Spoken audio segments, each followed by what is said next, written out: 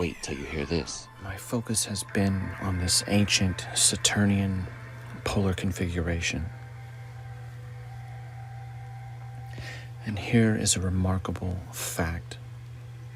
Though numerous figures of the universal monarch are translated conventionally as the sun god, the celestial power invoked by the world's first religions is not the body we call sun today.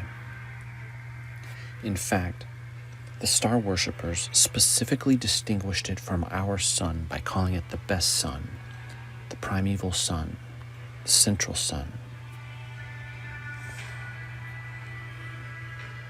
And so we have the archetypes, and one of them is Mother Goddess as Great Star.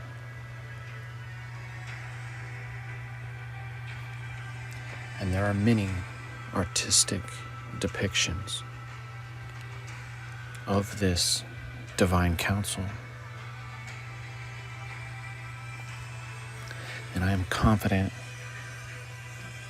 it is also the origins of these symbols, these sun crosses.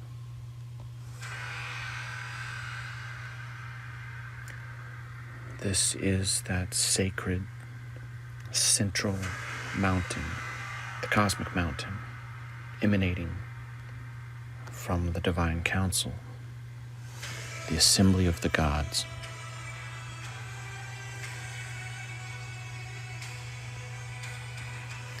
And you can see how the symbols devolve over time. The axis mundi, it is that cosmic axis, the world axis, the world pillar, the center of the world, and the world tree. It is the connection between heaven and earth. Or rather, it was.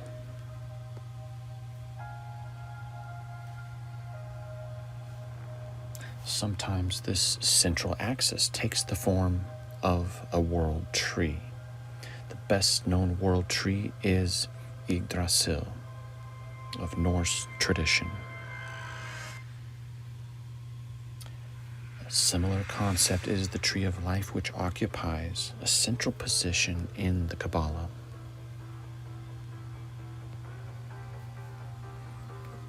We know the tree of life is a global archetype.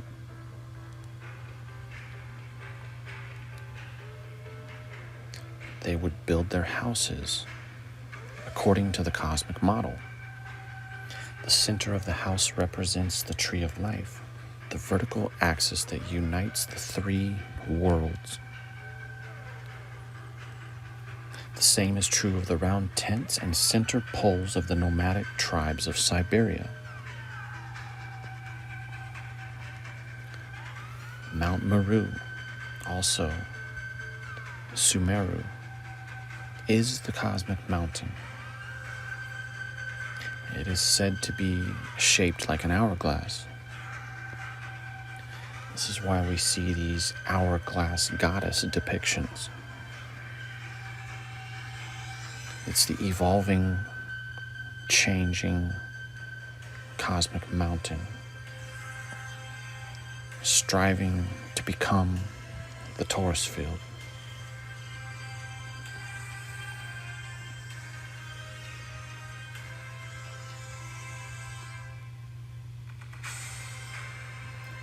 Emanating from that divine assembly. Now, Zurvan was the chief Persian deity before the advent of Zoroastrianism and was associated with the axis mundi, or the center of the world.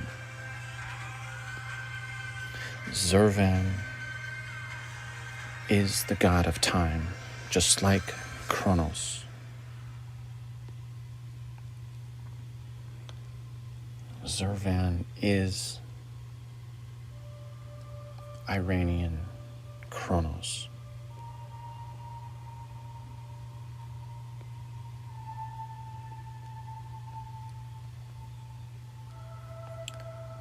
According to Zoroastrians, Saturn is Zurvan. He is the Lord of Hours and symbolized by an enclosing serpent.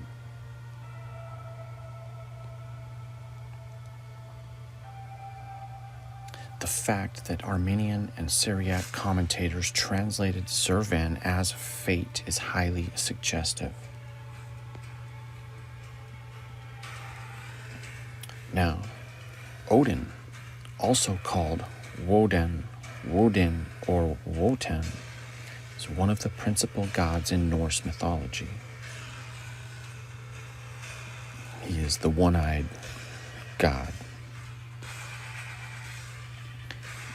It is indicated that there is a mystical connection between the Greco-Roman Saturnian principle, Latin fatum, fate, and the old Germanic high god Wotan, whose name is also spelled in these documents as Foten, hence the link with fatum, fate.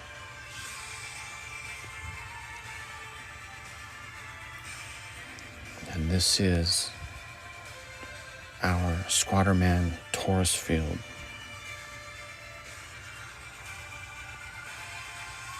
This is why we see these octopus goddesses.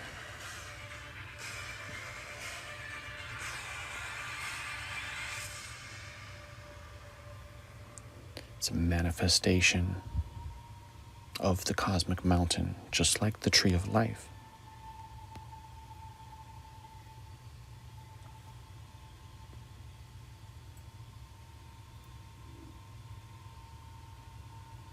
That's why we see these bee goddesses.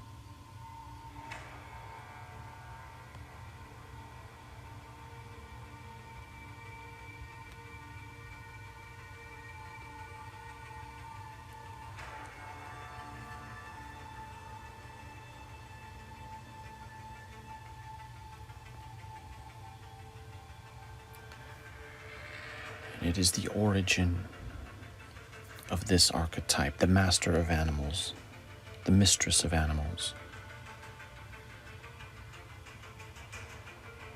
That squatter man with the two.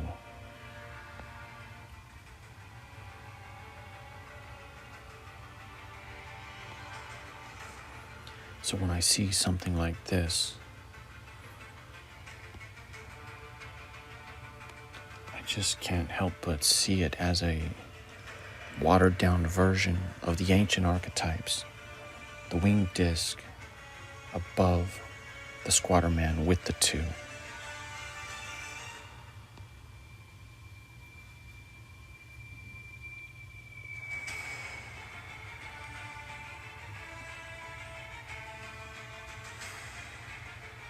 Personified as the goddess or the god, that stellar event that was remembered.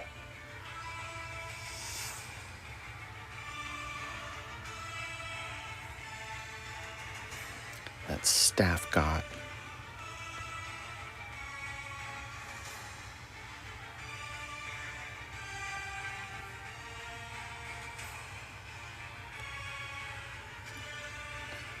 For me, this is a memory of the toroidal stacking that has been taught to us by the Thunderbolts Project and Dr. Anthony Peratt.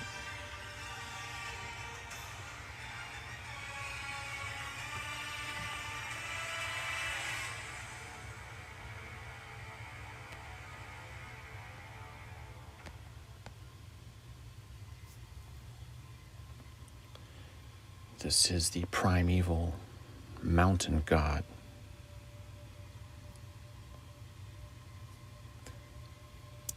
Because it manifested in the cosmic mountain.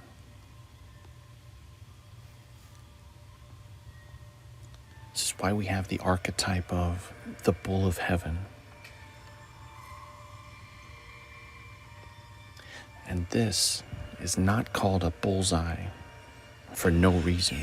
Now, this collapse and scattering of the polar configuration was essentially doomsday. And today, many thousands of years later, billions of people are victims of the ravings and ramblings of that doomsday survivors. Those survivors passed on the story orally to their children, and those stories were told and retold. Details were omitted or added, but we are certain the planets were absolutely the gods, and their punishments to Earth were a severe doomsday. And these people proudly display their symbols and believe that they have the truth. But the truth evades them. It's not their fault. They are victims. Now, I've talked about this book before, but it bears repeating. This book is about ancient Canaanite tablets unearthed less than 100 years ago. And in there, they say, I have a word to tell you, a story to recount to you, the word of the tree and the charm of the stone, the whisper of the heavens to the earth, of the seas to the stars. I understand the lightning which the heavens do not know, the word which men do not know, and earth's masses cannot understand. Come and I will reveal it. Excavations, 1929. And they talk about the home of El. Just like in the Bible, when they talk about El Shaddai, that means God of the mountain. And here, the home of El, the creator of all, is a mountain from whose base issue the two rivers that are the source of all fresh water in the world. This is the mountain of El, when they worshipped the Most High. This is the cosmic mountain, and you can read all about it in Richard J. Clifford's book here. Just as elements of the cults of El and Baal blended in the worship of Yahweh, so too Zion and Sinai became confused, because Mount Zion and Mount Sinai were originally this cosmic mountain, this holy sacred mountain of God. Out of Zion, perfect in beauty, God shines forth. Before him is a consuming fire. Around him a storm rages. His holy mountain, beautiful in elevation, is the joy of the whole earth. Mount Zion, in the recesses of Zaphon, is the city of the great king. El's wife, Asherah, just like those Asherah poles Jeremiah was cutting down. In biblical Hebrew, the word Asherah is a common noun meaning a sacred tree or pole. This is your sacred tree or pole.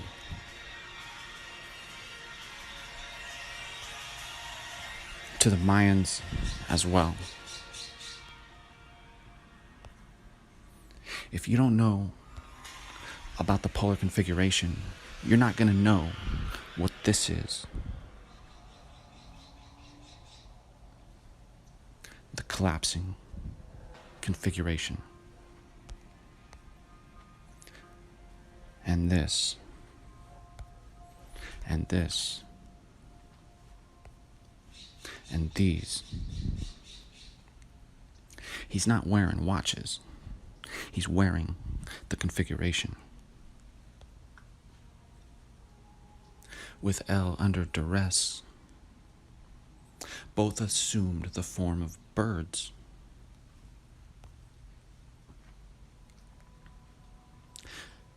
This is no owl.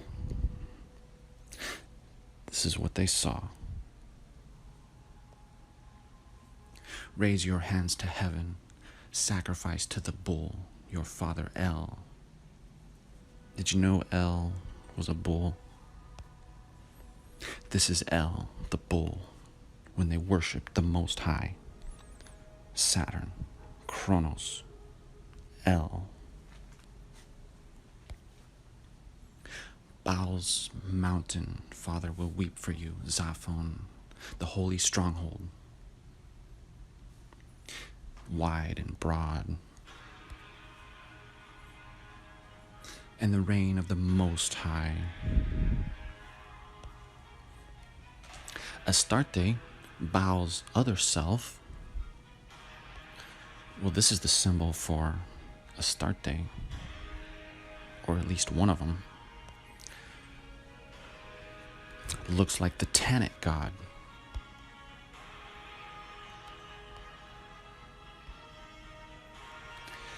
This is all configuration and mountain of God.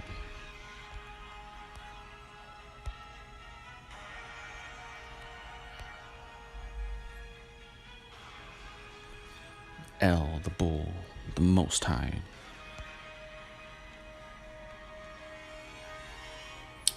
The rider on the clouds. He will flash his lightning to the earth. And we're not talking about normal lightning here. We're talking about the thunderbolts of the gods. Baal is dead. What will happen to the people? I'll tell you what will happen to the people. They will ramble with their symbols.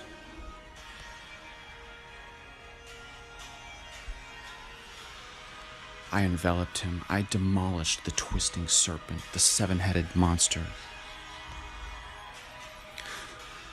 1, 2, 3, 4, 5, 6, 7. Parat instability on the right. Is not my mountain far from El?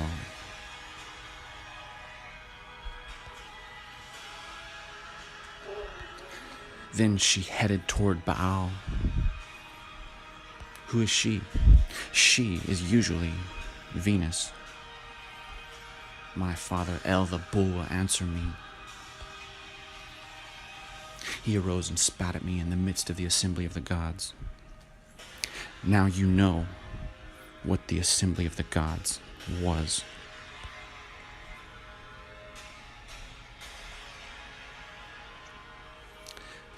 Yahweh is styled El, the Eternal One, the Father of Time. Kronos, the Father of Time. I love this book by Donnelly, printed in 1883, because he talks about the drift, which is the name for all material of glacial origin found anywhere on land or at sea. And he argues that the drift does not come from glaciers, but it came from above in cataclysmic fashion.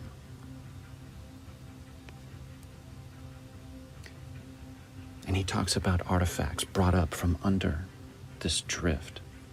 He quotes Professor Alexander Winchell, who says, "I had in my possession for some time a copper relic resembling a rude coin, which was taken from an artesian boring at the depth of 114 feet in Illinois.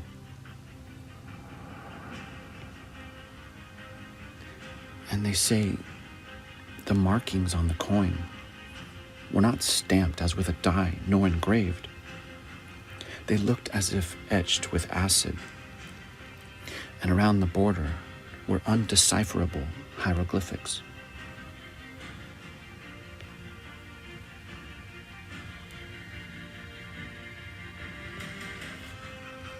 This object was sent by the owner to the Smithsonian Institution for examination. And that was a big mistake, because the coin is now lost.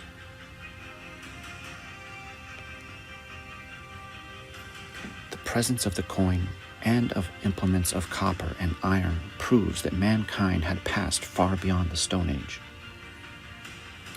There is a Pompeii, a Herculaneum, somewhere underneath central and northwestern Illinois or Tennessee, of the most marvelous character."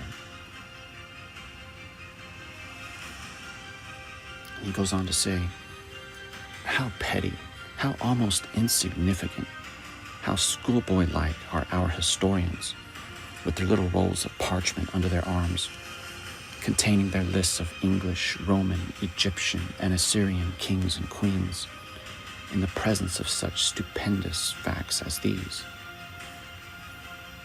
This catastrophe was indeed the fall of man.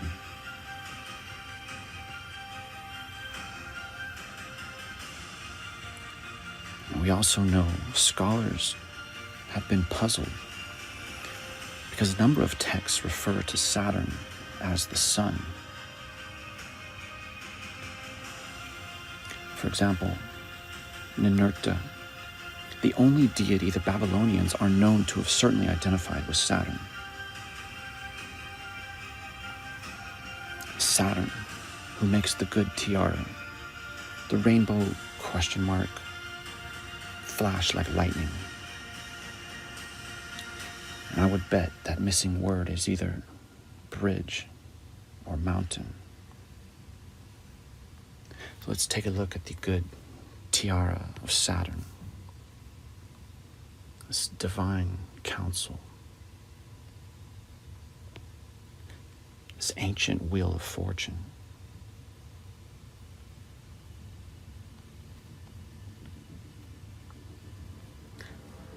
Let's take a look at 3 of the dominant manifestations of this assembly of the gods.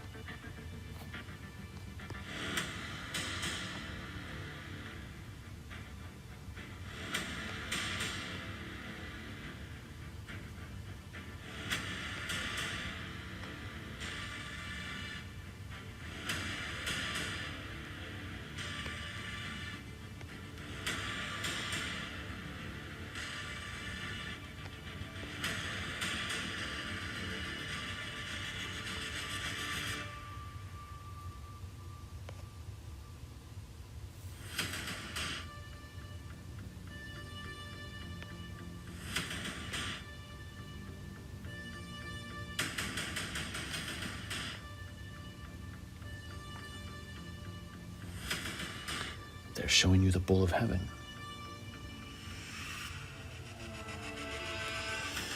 Mainstream will tell you the bull of heaven simply refers to the constellation Taurus.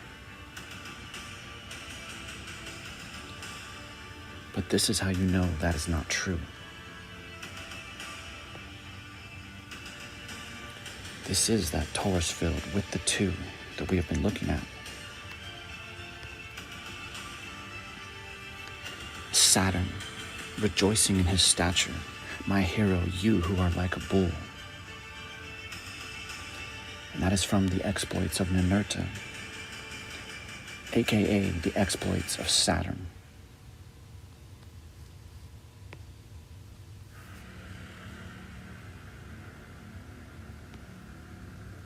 Now the Ikur, it is the assembly of the gods.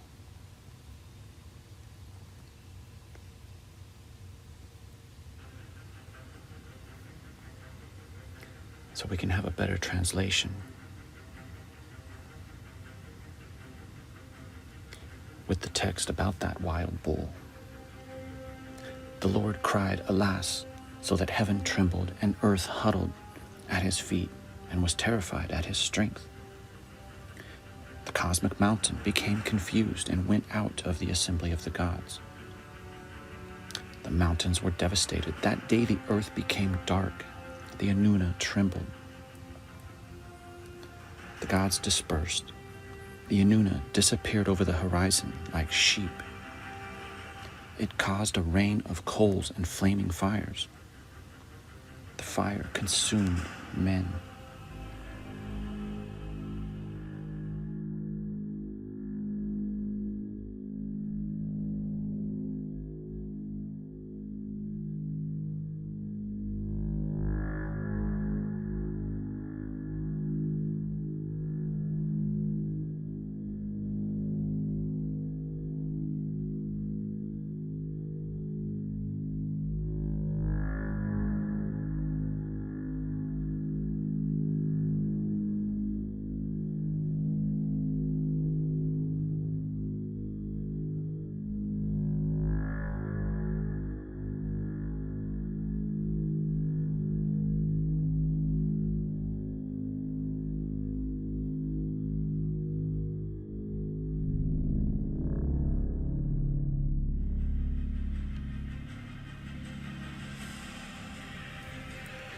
This is that torus field with the two, no different from this one.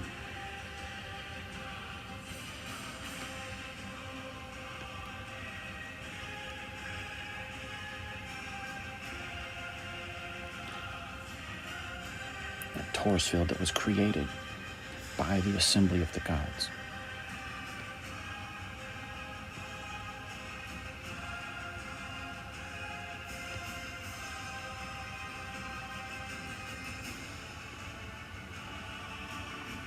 Kabbalistic astrology places Saturn in the most lofty and vital domain, the closest of all the planets to Crown and the will of God. In Hindu texts, Shani refers to the planet Saturn, the son of sun and shadow. The fig tree is the abode of Shani, Saturn.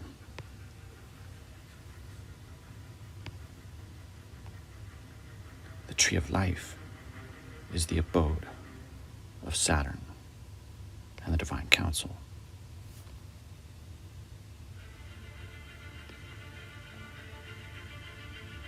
That black sun.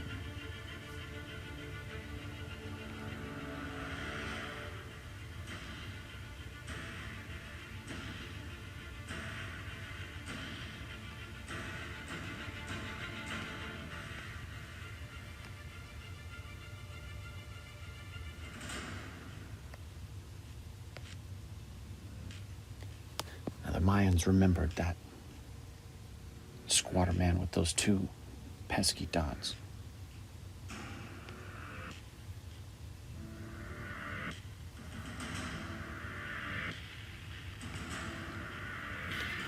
And in the Popol Vuh, they speak of the heart of heaven that brought the flood.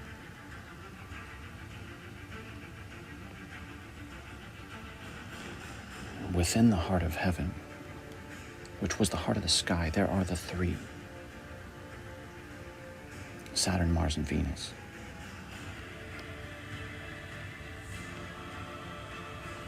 It was the time before the sun, the moon, and the stars appeared.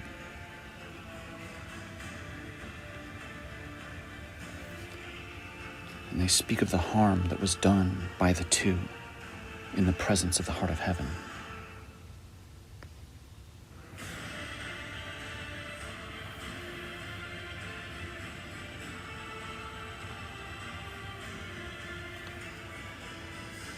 For me, this is an echo of the winged disc above the tree of life, battling the serpent.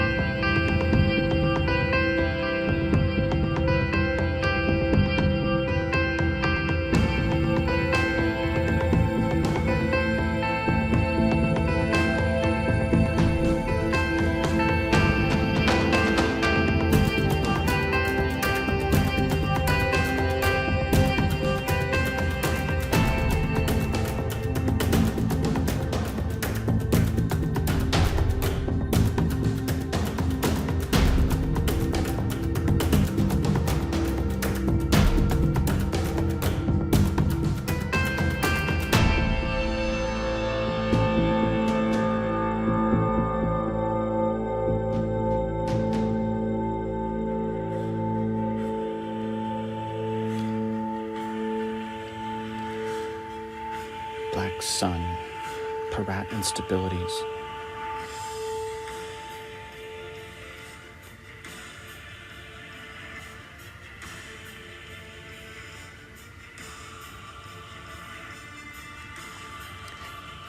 They saw that awesome splendor envelop Saturn like a garment, bound him,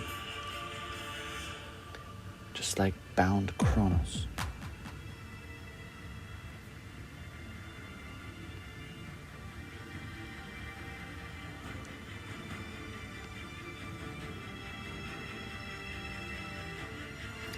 They remember when Saturn's splendor covered the land.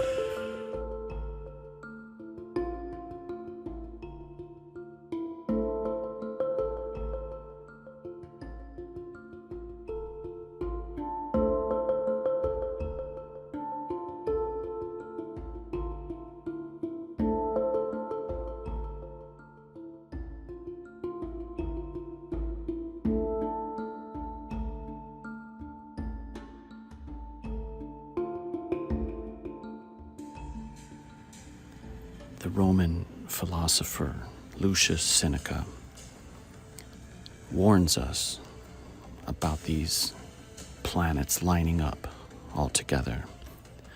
I believe this is a vestigial memory from the time of the disastrous events that unfolded under this assembly.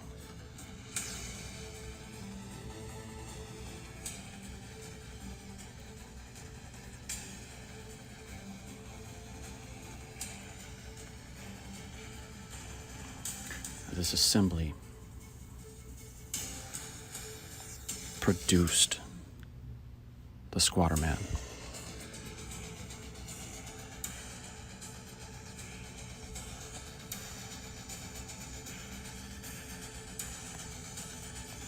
The Squatter Man emerges out of the tree of life.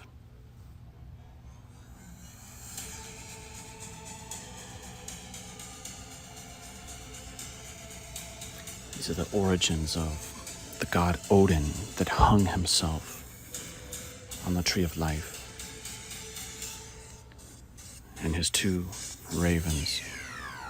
So we're going to look some more at these identifying markers, holding the two and treading on the beast.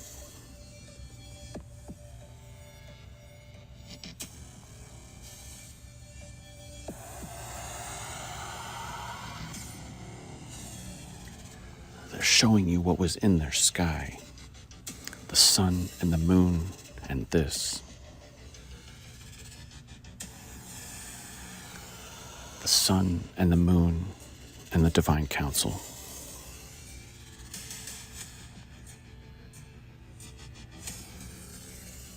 Giving us that tree of life.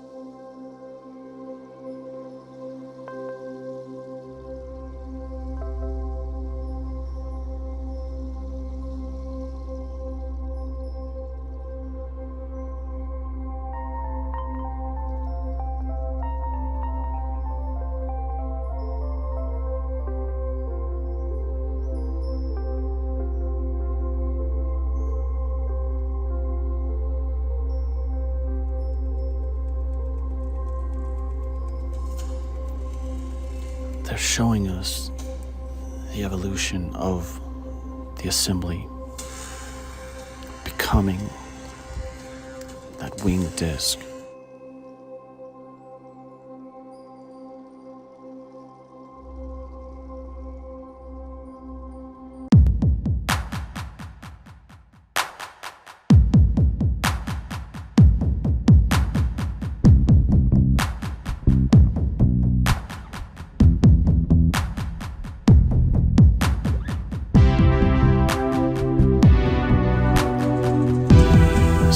On, the symbols devolve. This is the kind of thing we start to see.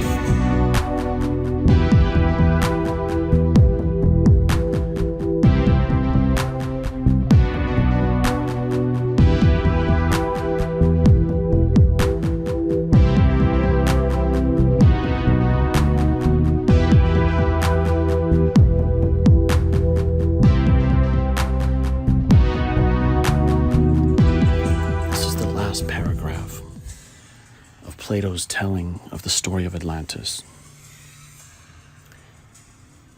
He gets the story from his grandfather, who got it from Egyptian priests.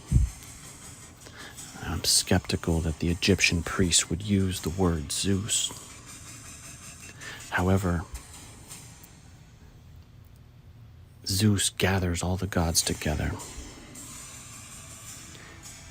And the story just ends. We never get to hear what Zeus says. But I believe this gathering of the gods is also a vestigial memory of that great ancient assembly.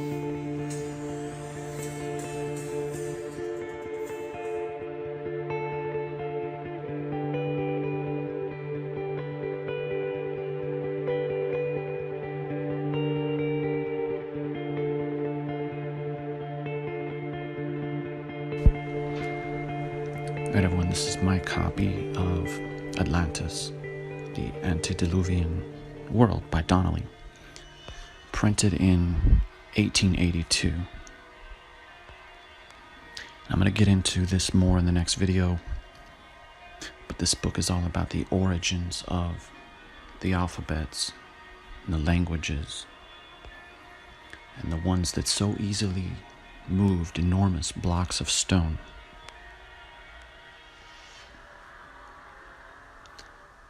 Now, this is our squatter man.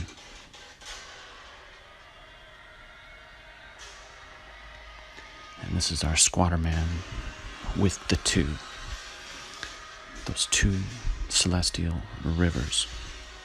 This is source. This is iconic.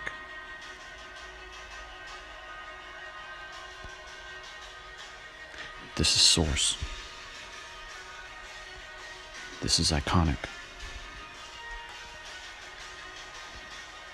This is the precursor of that great flood and the doom of the Atlanteans.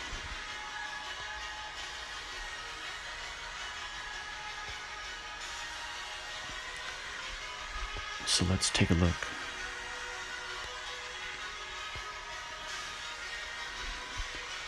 At the configuration, the mountain of God, the tree of life, that so-called God Self icon, all its evolutionary stages, and let's learn through imagery.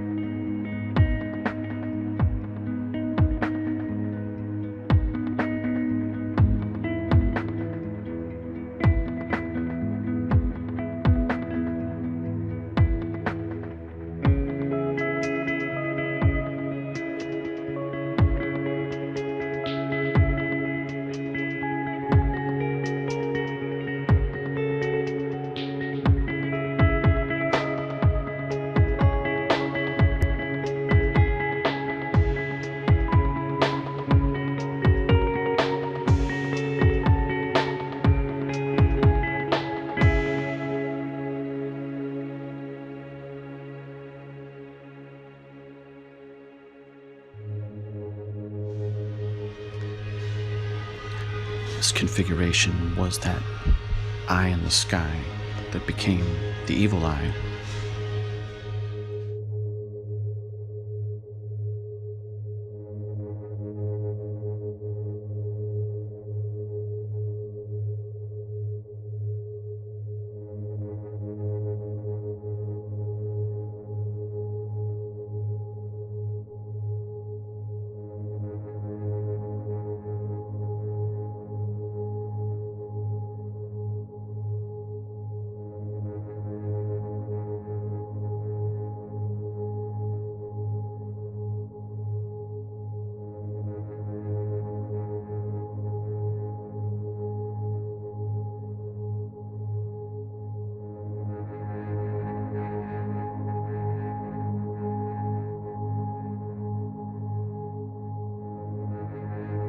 The god of the deluge, Tonatiuh.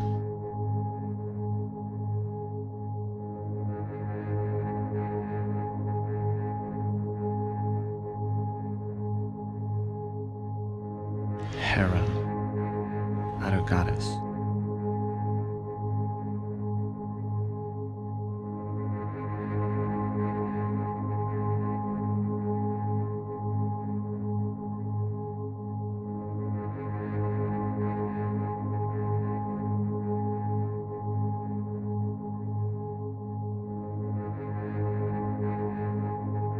They told us Marduk was Jupiter,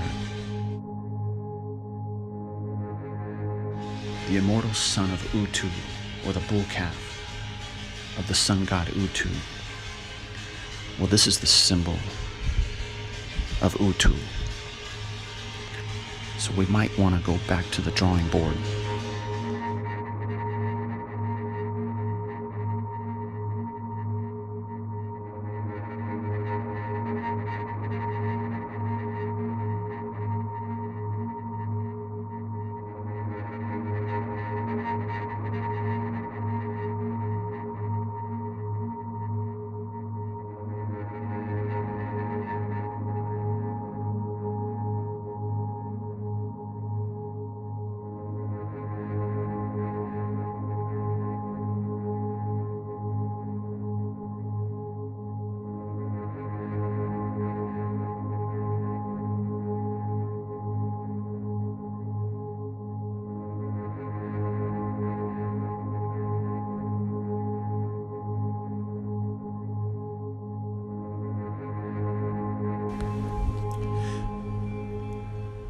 Thanks to my dad for pointing me in this direction and showing me that we have freshly uncovered petroglyphs in India. And here you can see it is the same form with the twin pillars on each side. This is the form showing also the two features on each side.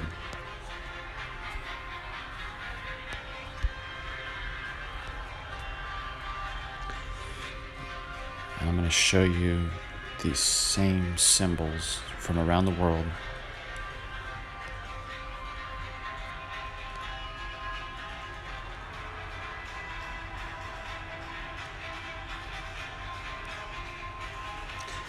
In the Mayan Popol Vuh,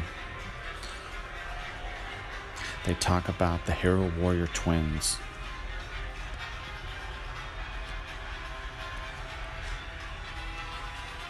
And here they are shown on either side of the cosmic mountain. They are ball players.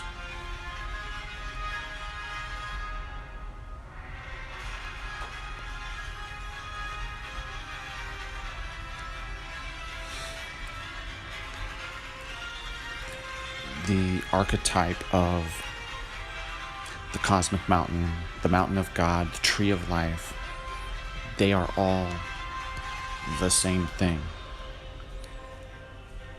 from collapse and configuration. In the story of Adam and Eve cannot partake of eternal life from the tree of life.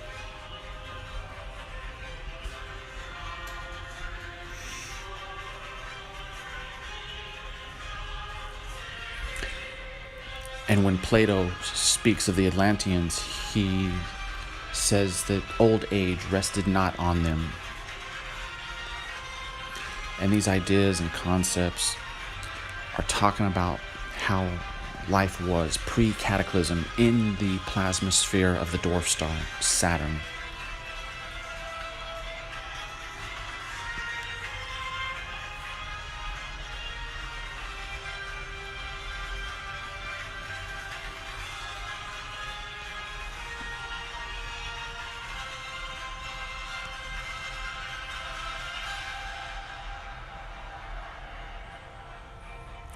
And here are the two plasma columns wrestling with the bull of heaven, the polar configuration and the collapse.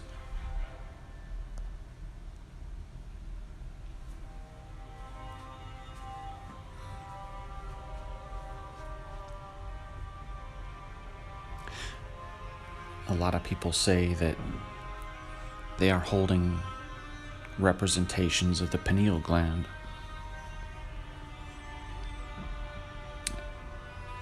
Maybe they are. Are they giving it, or are they taking it away?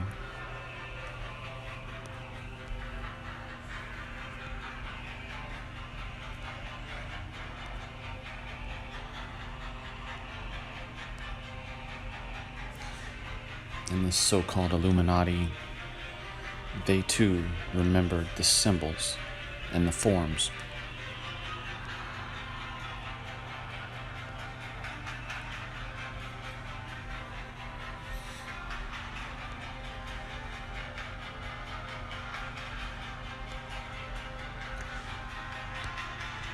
The story of Samson in the Bible.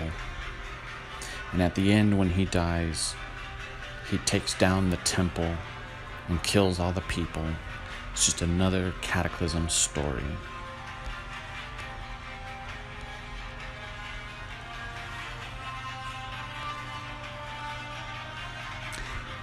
And I believe in this famous picture of Aleister Crowley, who they once deemed the most evil man on the planet. I believe this is a salute to the two pillars. And I doubt that he knew about the configuration and the collapse, but he understood the importance of the symbolism.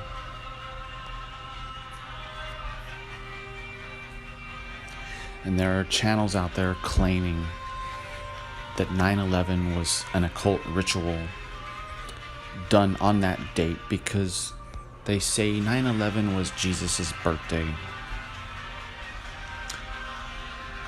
But I'm just not going to go there.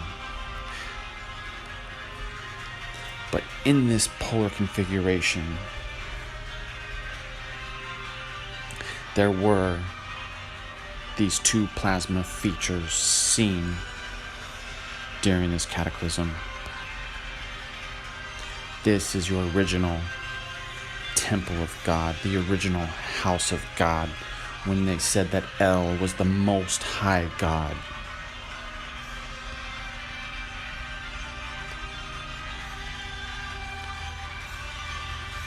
The tree of life, the cosmic mountain, the mountain of God, it's all the same thing.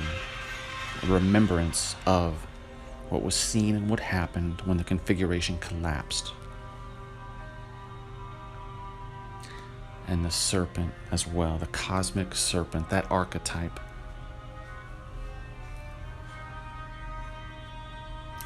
That serpent responsible for the fall of men. Those thunderbolts of the gods. We're looking at the ancient assembly of the gods here.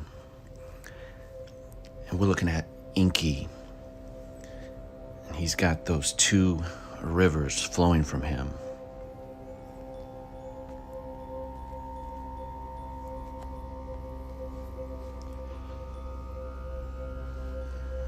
On the left, you have the master of animals. It's that central figure flanked by the two, right? These are the identifying markers of Squatter Man. We've got the bull of heaven. And of course, the Assembly of the Gods. And these guys, they've got horns on their head. Just like the devil, of course, has horns. This guy is Dr. Irving Finkel. He's a scholar and he's a curator at the British Museum. Super cool, very smart. This guy's awesome. He looks like a wizard. And he talks about the library of Ashurbanipal. Ashurbanipal is considered the last great Assyrian king. And he was on a mission to put together this epic library of documents, tablets in cuneiform and other languages. Now, he's named Ashurbanipal for a reason. I mean, Ashur is a Google search for Ashur God. This is the same type of iconography you get when you look up the Zoroastrian gods, or rather God.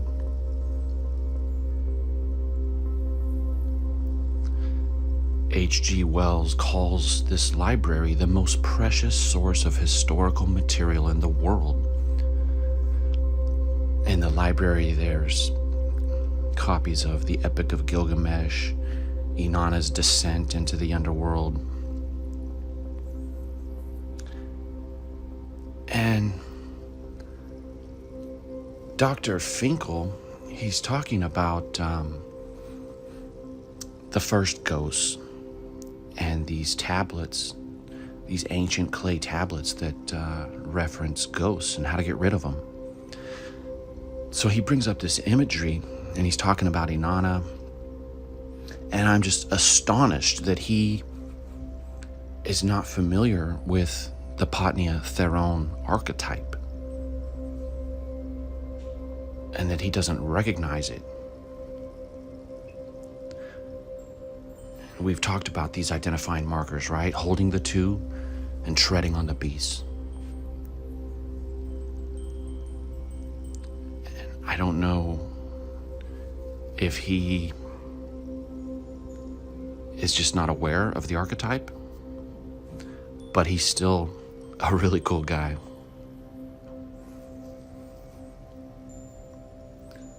And so the scholars will tell us they have no idea where this archetype comes from.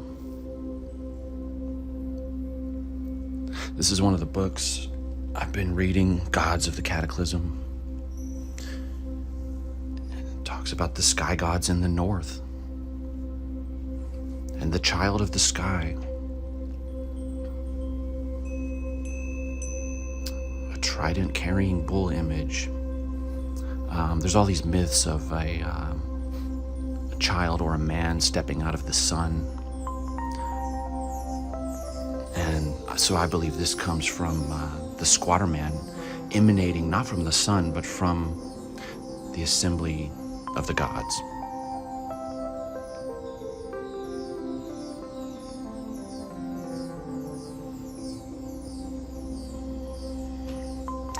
We're told the Pillars of Hercules were also called the Pillars of Kronos, aka the Pillars of Saturn.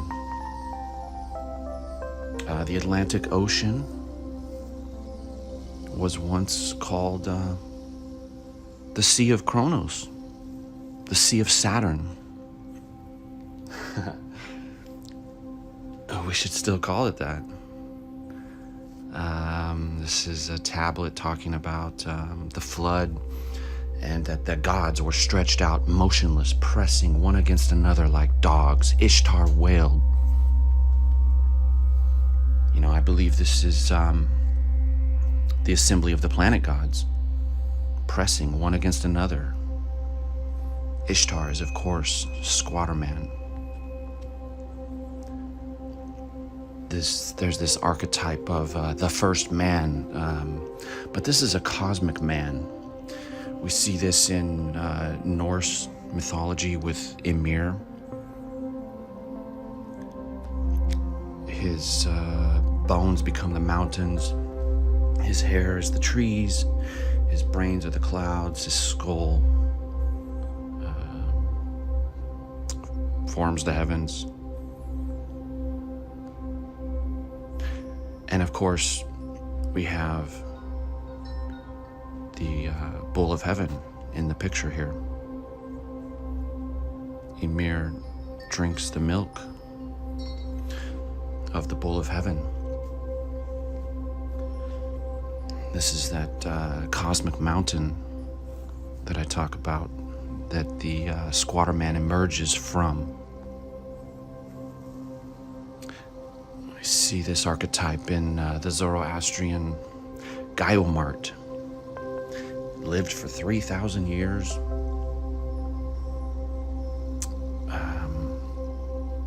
And of course we have the primeval ox, the bull of heaven, in the picture.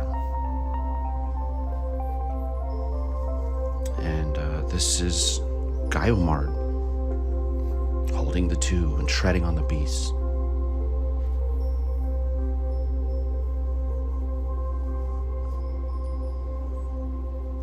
So I believe this is that cosmic mountain, Mount Meru, Mount Sumeru, that ultimately gives us Squatter Man, flanked by the two under the assembly of the gods.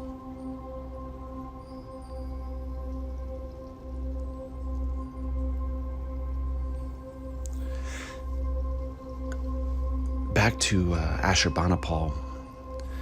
It's really interesting because he talks about,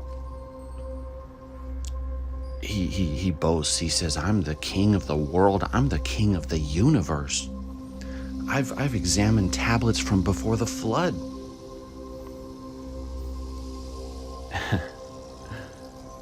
And so I'm still trying to read all of this type of content. This is Zodiac Man. This squatting man here. And there's a lot of variations of this. They always have the bull or the ox on the head, because the horns go on the head. And this Zodiac Man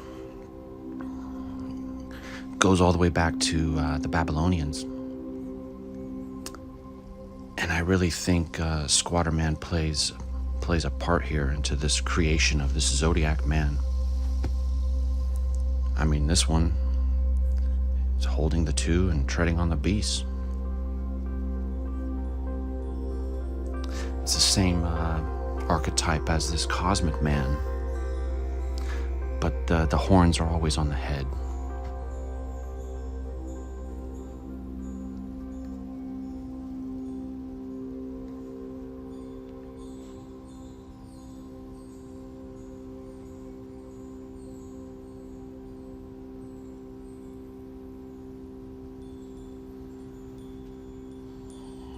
When I look at this, I mean, I can't help but see the same archetype of assembly of the gods, Squatter Man, flanked by the two. You know, who knows when this was actually drawn.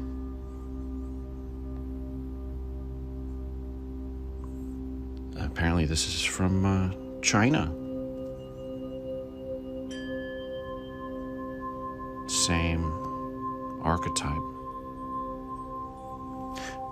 Right, and as I've said before, the bird at the top is a symbol of the winged disc of the assembly of the gods, the divine council. And you see it with the symbol in Mexico where the bird is standing on the cactus holding the snake in his mouth. And I think that cactus is a a remembrance of the Tree of Life and the battle between Squatterman and the serpent that we see told in all these ancient myths. So I just want to show you guys some of the imagery related to this.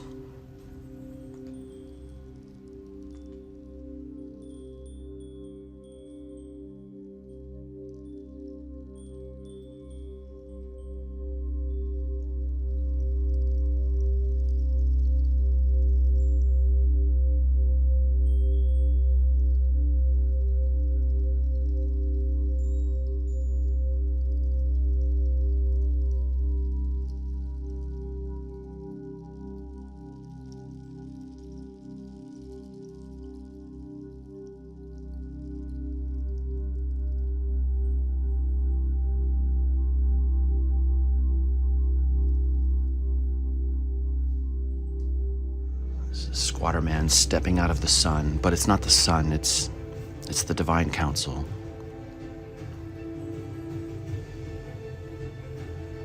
It's Squatterman emerging out of the cosmic mountain, which in the Norse mythology was the rainbow bridge connecting Midgard to Asgard. And when that bridge trembles, it's a sign of Ragnarok.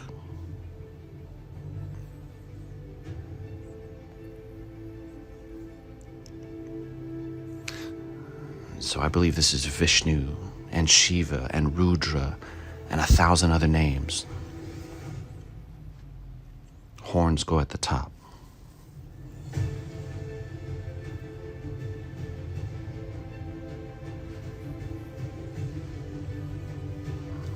I mean, there's a lot of variation in the evolution of this whole thing.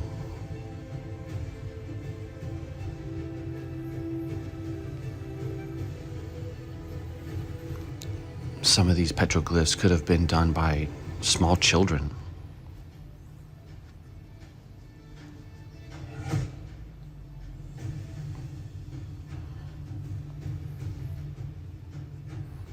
In the Epic of Gilgamesh, we have Inanna, the Squatterman, asking the high god Anu for the Bull of Heaven to go and attack Gilgamesh, the king.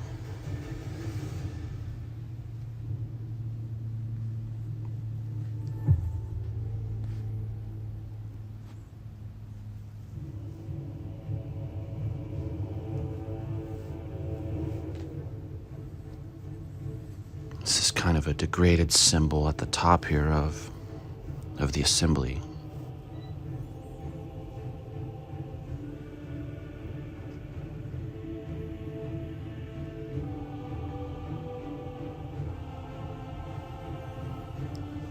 These ancient tablets talk about the king list. Once the kingship fell from heaven, right? This is a depiction of that kingship that fell, that once was the Lord of the earth. This is the god Ea that gave warning of the coming flood.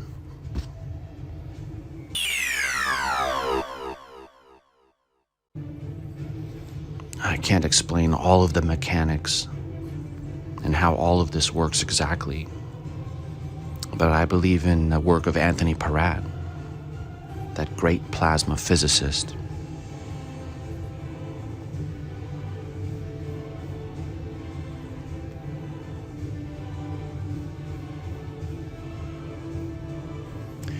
And I just think it's important to understand origins and to continue to try to work all of this out. Thank you guys so much. More to come, guys. Have a good day.